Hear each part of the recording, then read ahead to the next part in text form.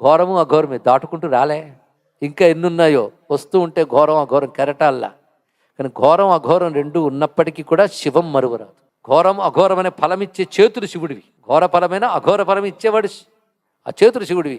ఇప్పుడు ఇందాక చెప్పిన ఉపమానం ప్రకారంగా మీరు చూసే పంచభూతాలకి లక్షణం ఉంది.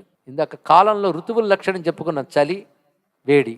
ఇందులో ఏది మంచిది అంటే ఏది నిర్ధారించగలరు? అవి అలాగుంటాయి. అయితే నువ్వు ఒక్కడు కోరుకోవాలి అవి అలాగుండని, కానీ నేను మాత్రం వాడికి బాధితుడిని కాకూడదు. ఇదే ప్రతివాడు కోరుకుంటాం. పంచభూతాలు అంతే కదండి. నిప్పు తగలెడుతుంది, అలాగని ఇంట్లో నిప్పు ఉండకూడదు అనుకుంటారా? కూడు ఉండదు. కానీ నిప్పు తగలెడుతుందిగా, అల్లవాడు నిప్పుల్లో కాలిపోయాడంటే అమ్మో నాకు నిప్పు భయం, నిప్పు వద్దంటారా? నిప్పు వద్దంటే నువ్వు ఉండవు, నీలో నిప్పు ఉంది, అది కూడా మరువరాదు. ఇక్కడ అన్నీ అంతే. గాలి ఎంత బాగుందండి, అది వీచి ఎగరగొడితే.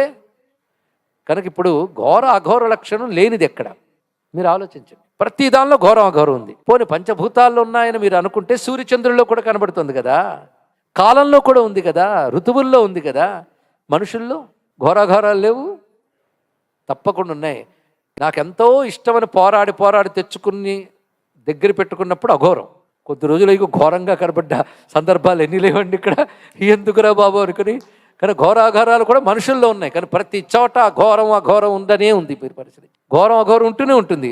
నువ్వేం చేస్తావు? అఘోరేభ్యో ఘోరేభ్యో ఘోరఘోరతరేభ్య నమస్కారం చేసుకో. ఘోరం అనుకో నమస్కారం, అఘోరం అనుకో నమస్కారం, అంతే. ఏం చేస్తావు? నువ్వేం చెయ్యగలవని. ఇదేంటంటే గట్టిగా కొట్టాలన్నా చేతికి శక్తి ఉండాలి, తల నిమరాలన్నా చేతికి శక్తి ఉండాలి ఇక్కడ. కనుక చేతికి కొట్టే శక్తి చేతిలో ఉంది, నిమిరే శక్తి చేతిలో ఉంది. ఏముంది? శక్తి ఉంది. కొట్టడం నిమరడం నీ కర్మ కొద్దీ వస్తుంది, అది తెలుసుకో ఇక్కడ. కానీ ఘోరమైన అఘోరమైన నీ కర్మ కొద్ది వచ్చి పడతాయి. కానీ ఘోరానికో శక్తి ఉంది, అఘోరానికో శక్తి ఉంది. కనుక శక్తి శివునిది. ఇది శివుని యొక్క శక్తే ఘోరాఘోర రూపంలో నడుపుతుంది.